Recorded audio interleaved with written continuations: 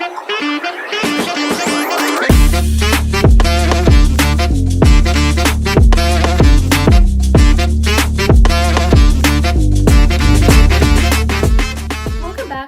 Corner Podcast, Personal Finance Edition. This is Olivia, and I'm joined by my co-host, Rashmi. Today, we will be talking about the biotech sector. Yeah, so biotechnology involves using living organisms to create products, particularly in medicine. So don't get grossed out by that, because when we say living organisms, that might not be exactly what you first think. Yes, and some examples of this is genetically modifying crops for better resistance or nutrition, and developing medicines using enzymes and bacteria. So it's not like they are living organisms, but not in the sense that Olivia said initially that we may think. Yeah, so biotech offers potential breakthroughs in treating diseases like cancer and hereditary conditions because it's a really unique way of creating medicine and technology as a whole. And this kind of ties into the importance of biotech sector, which is that it offers hope for treating currently incurable diseases. And new treatments can lead to longer and healthier lives, benefiting both individuals and society. So this is why a lot of people see a lot of potential in biotech, because it is an industry that you can expect growth from in the future, because people want to see treatments for currently incurable diseases. And when people see that biotechnology might be a way of reaching that, they will have the hope to invest in that or to promote products from that sector. And this kind of ties into the fact that biotech is unique in the fact that it's an extremely long-term sector. And not in the sense that you invest in it and you wait for it to grow over a period of time. It's just that it takes a lot of time for these drugs to be developed. And it's around 12 years from the idea of it to actual market. Yeah, so if we think back to our healthcare sector episode when we talked about how technologies and medicine have to go through regulation, they have to be approved by the government, they have to go through clinical trials, that's after the medicine has been created. When we're talking about biotechnology, we're talking about an idea, going from that idea to research to development to creating a product, testing that product, maybe going back and changing it, which is why it takes so much time for this product to actually be effective in the future, and why having an investment in the biotech industry is really, really long term. Exactly. And these steps that Olivia talked about, they're closely overseen by the agencies like the FDA, because obviously these are what it's going to be put out to the public. So they have to make sure that every single step of the process of creating this drug is safe for the public. Yeah, so despite the fact that these are long-term investments with potentially high returns, there are higher risks. A lot of the time when we think of a long-term investment, we might think that over time it's going to yield some return. Like people who consider the stock market to always be a worthwhile investment because the stock market always grows. That's not necessarily true, and it's not always true, especially when you're investing in a specific company, specific product in biotech. There is the possibility of it failing. Yeah, and that's very, very true for the biotech industry, especially.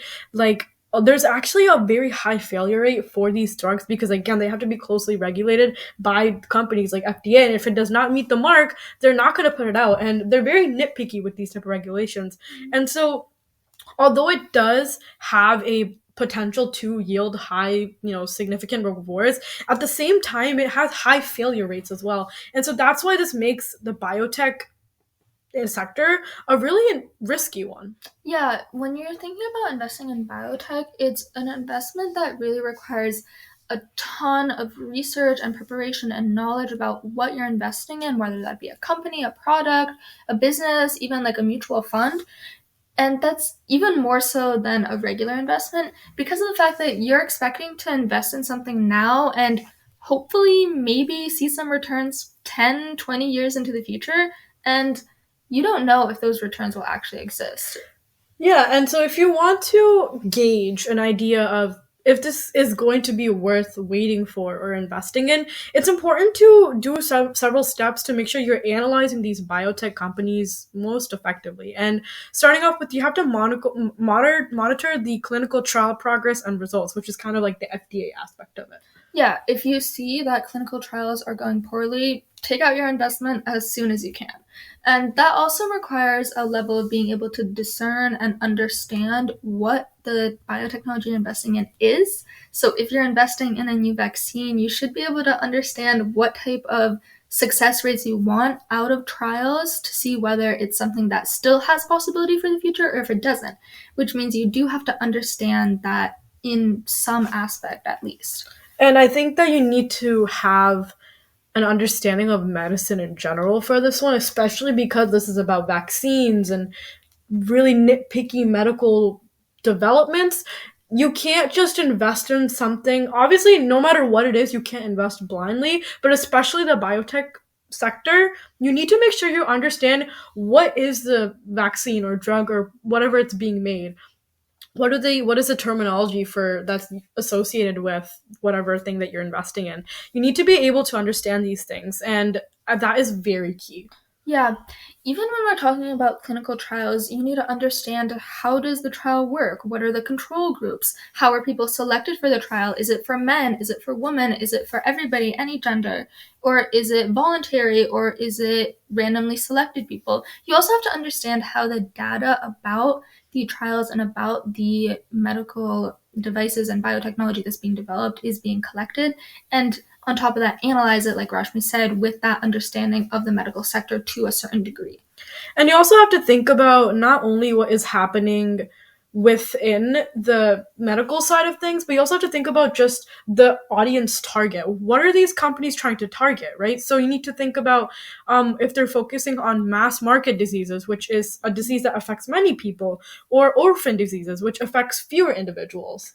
Right. On top of having to understand the medical aspect of these types of investments, you also have to understand the business aspect because these long term investments mean you're investing in the possibility of a medical procedure being successful in the future while also investing in a company, a newly starting out company, and investing in the idea that with the success of their biotechnology, it will grow and be successful in the future. So you have to understand both sides. Yeah, for sure. And obviously, the most important one is what are they even developing? Is it preventative vaccine, which are vaccines that are designed to prevent diseases from occurring in the first place by stimulating the immune system to recognize and fight off specific germs? Or ongoing treatments, which are medications or therapies used to manage or alleviate symptoms of chronic conditions over an extended period, which provides a continuous source of revenue. Yeah, and this is something that does get into the ethics of investing, but if you're looking to invest in preventative vaccines, those investments will lose value at a certain point.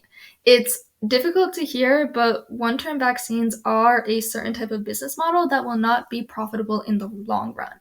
So, we will talk more about ethics of investing in the future, but there is a large consideration that goes into what type of product you're investing in, whether it be a preventative vaccine or an ongoing treatment, because that does impact your revenue in the future. And after all, we are talking about gaining money, enhancing your personal financial situation through this investment. Exactly. And now that we kind of talked about how do you understand more about the company themselves, how do you invest in them? Well, some of the options include early stage investing, which one of them is angel investing. So this is investing in early stage startups or businesses, typically providing capital in exchange for ownership equity. Yeah, and another way of investing early on is through equity crowdfunding, which allows individuals to invest in private companies or startups by purchasing shares or equities through online platforms, often in exchange for potential future profits. And obviously, you can also invest in publicly traded stocks as well. And as we always mention, diversification is key. So, investing in mutual funds or ETFs or something in that vein where you get a more diverse mini sector of biotechnology is a good place to start, especially for newer investors. And another way to be more accurate in which what you're trying to invest in. This isn't really likely because for an average person it isn't probable, but consider consulting a biotech expert or investing in biotech funds for professional management. That is an option, but again, the average human being does not have access to a biotech expert on hand.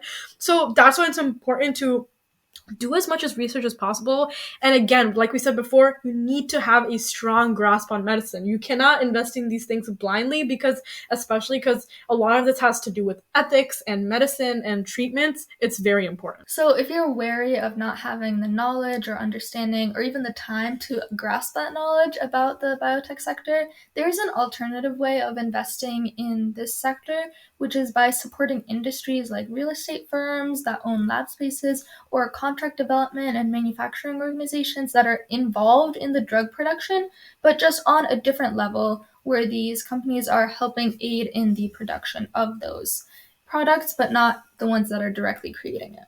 Yeah, and I think that is definitely a smart way to consider investing in it. Like Olivia said, if you're not really sure about it, this is also applicable to many other things. Like consider companies that support what you're interested in rather than investing in that thing itself, because it's actually less volatile doing it in that way. Yeah, especially when you're just starting out, doing roundabout ways of investing in volatile markets while you're still trying to get a grasp on the market, how to invest as a whole. It's a really important and valuable way of learning about investments before you jump into those big commitments in terms of finances as well when you're trying to invest in something like biotech.